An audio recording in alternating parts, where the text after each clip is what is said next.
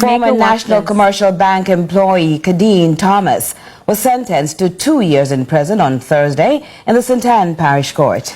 Thomas pleaded guilty in February to 3 counts of larceny as a servant and 31 counts of uttering forged documents for fleecing $74.5 million from 3 customers.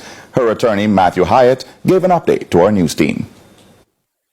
In the St. Anne Parish Court today, where she was sentenced to 24 months at hard labor for the offenses of uttering forged documents, and for larceny as a servant, she was sentenced to 12 months imprisonment at hard labor, and the sentences are to run concurrently.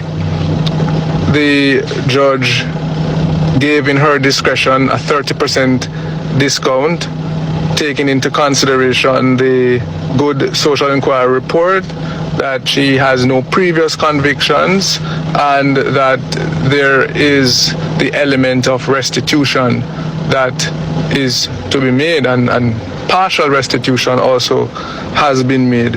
And so while she is disappointed that she has received a custodial sentence, she is also remorseful of her actions.